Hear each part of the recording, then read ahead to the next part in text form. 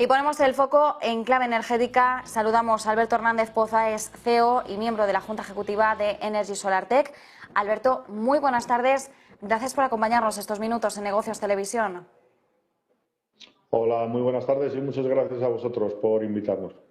Alberto, arrancábamos una semana con la mirada puesta en esa reunión de los ministros de Energía de la Unión Europea, una reunión en la que finalmente teníamos ese precio al tope al gas, un precio de 180 euros el megavatio hora. Era la propuesta que hacía la República Checa, la que ponía sobre la mesa. Ahora mismo la República Checa, recordemos, está en esa presidencia rotatoria de la Unión Europea.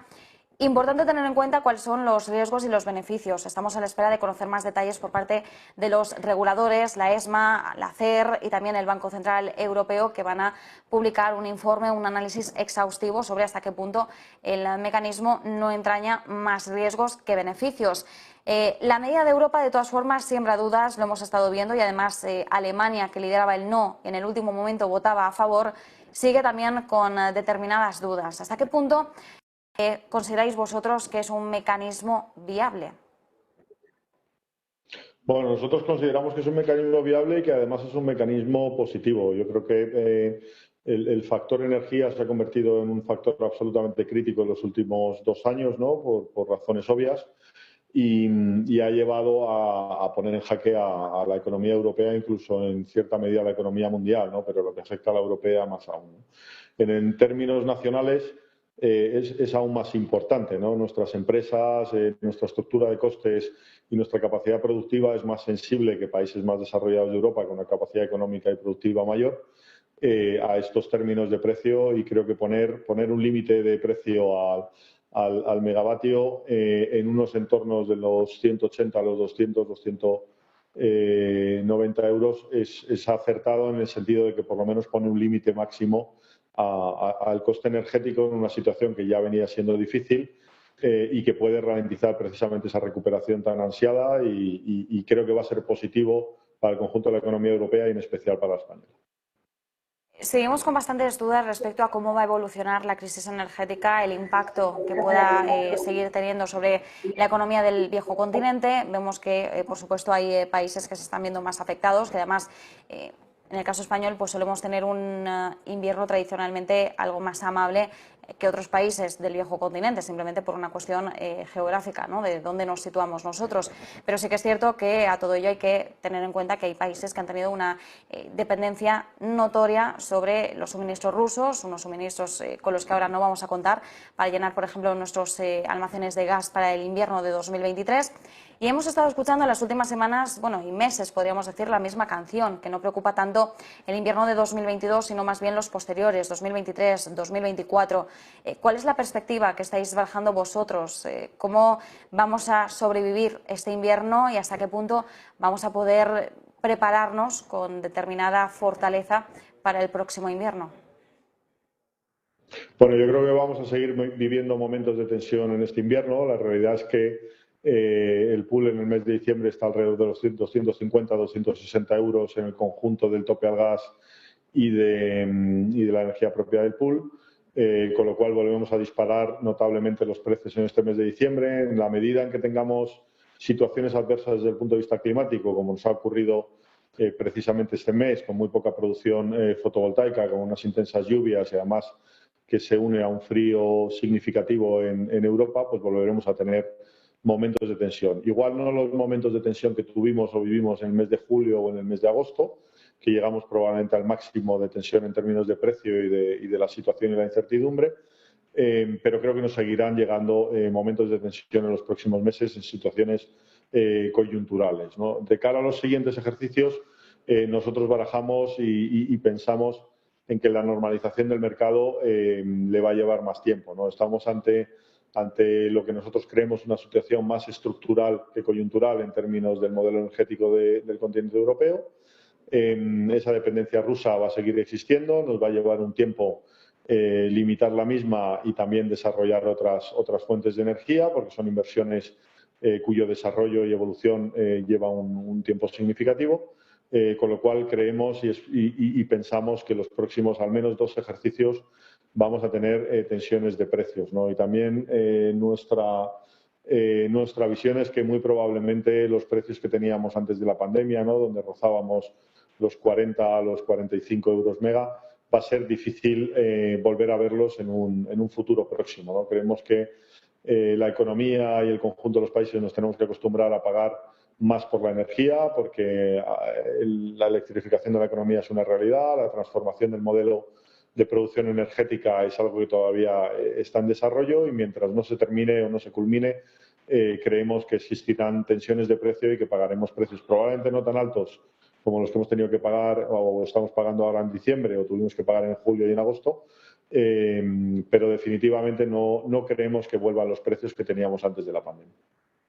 Bueno, como nos decías, tendremos que acostumbrarnos, ¿no?, a pagar más por la energía, teniendo como referencia los precios que pagábamos antes de esta crisis. Bueno, pues tenemos que empezar a entender que no todas las situaciones son del todo 100% reversibles. Quiero decir que nos vamos a tener que acostumbrar también a esta nueva normalidad. Ya hablábamos de nueva normalidad después de la crisis sanitaria. La crisis energética también nos va a traer, por tanto, una nueva normalidad en estos términos. Si miramos también a lo que ha supuesto la guerra en Ucrania en términos de transición energética, ¿cómo lo estáis viendo desde Energy Solar Tech?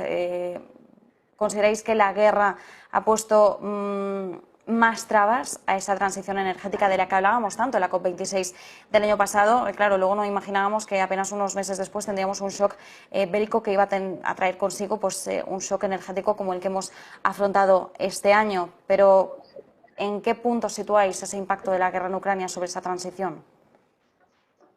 Bueno, más allá de las evidentes consecuencias que tiene cualquier tipo de guerra, en el ámbito de lo que nos afecta en el sector energético, en mi opinión, creo que hay aspectos positivos y aspectos negativos en esa transición, ¿no?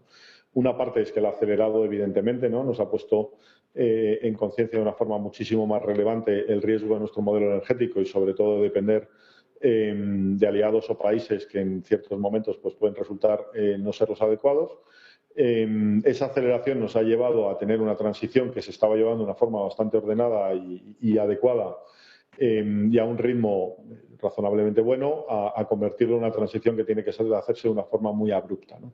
La parte positiva de eso es que hay un apetito inversor muy significativo para hacer esa transformación y acometer esa transformación. La parte negativa es que toda la transformación de ese modelo se hace al mismo tiempo en el que se estaba haciendo la transformación del modelo productivo europeo. Es decir, se estaba haciendo una transición a una economía eminentemente eléctrica, con vehículo eléctrico, con electrificación de industria, con electrificación de climatización, y eso se suma a una transición en la que requerimos dejar de depender de un país y de un gas que nos proporcionaba un altísimo componente energético en Europa, ¿no? El cóctel hace que sea una transición muy abrupta, que haya una escalada de precios, como estamos viendo, muy significativa, que tengamos tensiones momentáneas o no tan momentáneas, en algunos casos, muy relevantes y que eso va a afectar y afecta a la economía en su conjunto, ¿no? La capacidad que tengamos, tanto los agentes de mercado como las propias administraciones nacionales y europeas, para transicionar todo ese modelo de una forma adecuada y rápida para que impacte lo menos posible en la economía, ese es el reto, ¿no? El que vaya a ocurrir, no le pongo la menor duda, el cómo lo llegamos a hacer y cuánto tiempo nos va a llevar y qué precio podemos ir pagando en el camino, sí que es la parte de la ecuación más significativa, ¿no? No podemos de ninguna manera permitir que nuestras industrias se vean perjudicadas de una forma tan significativa por unos costes energéticos tan elevados y hay que ir tomando medidas como las valientes que se han tomado ahora con el tope al gas y alguna otra que se tome en términos de incentivos y de ayudas a dinamizar la industria para conseguir acortar en la medida de lo posible ese plazo y que pasemos a tener un modelo que asuma el crecimiento que vamos a tener en términos de demanda y al mismo tiempo la independencia desde el punto de vista energético de países de riesgo, ¿no? Es un proceso difícil, es un proceso de traer a tensiones, pero no me cabe la menor duda que en un periodo de 5, 6, 7 años miraremos hacia atrás y veremos que tenemos una economía europea mucho más sólida y mucho menos dependiente de la energía de países de riesgo. Por ahí pasa el principal objetivo, ¿no?, en conseguir esa mayor independencia, en conseguir mejorar nuestra propia estructura energética. Y también quería hacer hincapié en que, bueno, hablamos de Energy Solartech como una de las compañías que recientemente se ha estrenado en el parque bursátil. Era el pasado 12 de diciembre cuando tuvo lugar el toque de campana de la compañía en el BM Growth. Fue el debut, lo que antiguamente llamábamos el MAP, el mercado alternativo bursátil. Imagino que todo un hito para esta compañía, enfocada en el sector de las renovables, pero ¿qué supone dar ese salto al parque?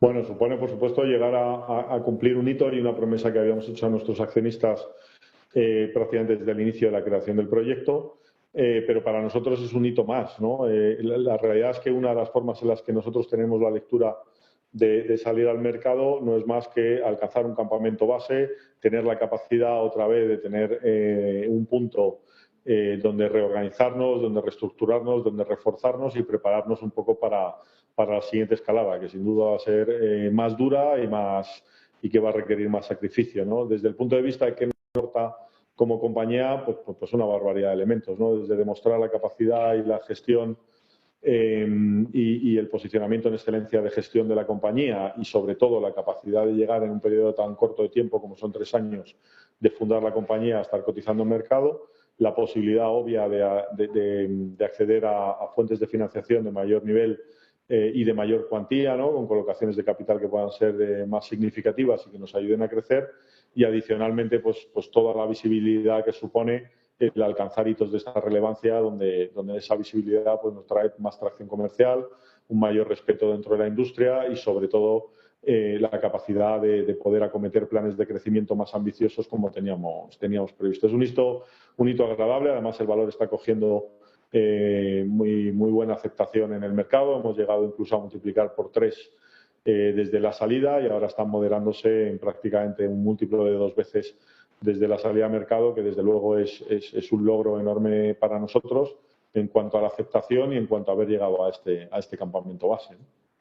Alberto, una última cuestión. En términos generales, ¿cómo veis vosotros ahora el futuro de las renovables, teniendo en cuenta pues todos los obstáculos y escollos que tenemos, pero también las ventanas de oportunidad que se nos pueden abrir?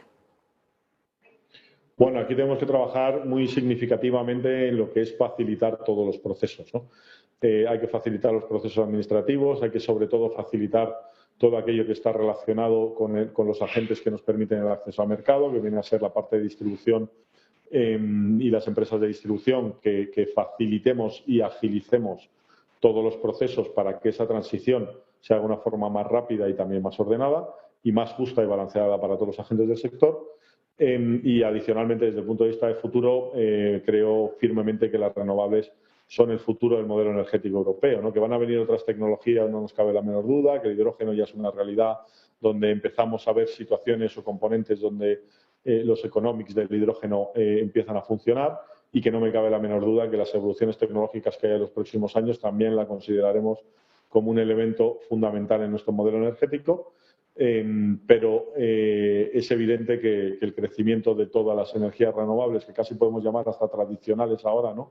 Tanto solar como eólica, como incluso hidráulica y otros modelos, pues son la clave de nuestro modelo energético, ¿no? Que tenemos que convertirnos en un componente muy importante de nuestro mix de generación energética, y que, haciendo eso, pues tenemos un futuro extraordinario por delante, con una capacidad de crecimiento muy notable y, sobre todo, con un mercado que yo espero y anticipo que va a ir creciendo año a año de forma significativa, porque la transición energética en Europa es una realidad, el cambio de modelo también tiene que ser una realidad, y abandonar todas las energías que sean emisoras de carbono o de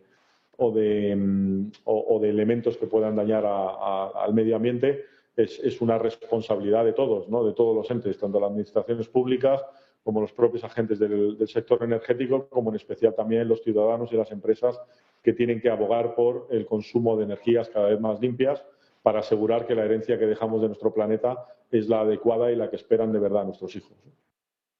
Pues nos quedamos con ese análisis, con esas claves. Muchísimas gracias por habernos acompañado estos minutos. Alberto Hernández Poza, CEO, miembro de la Junta Ejecutiva de Energy Solartech. Un placer. El placer es mío. Muchas gracias a vosotros. Encantado. Y mientras, pues a punto de cerrar el año, también seguimos pendientes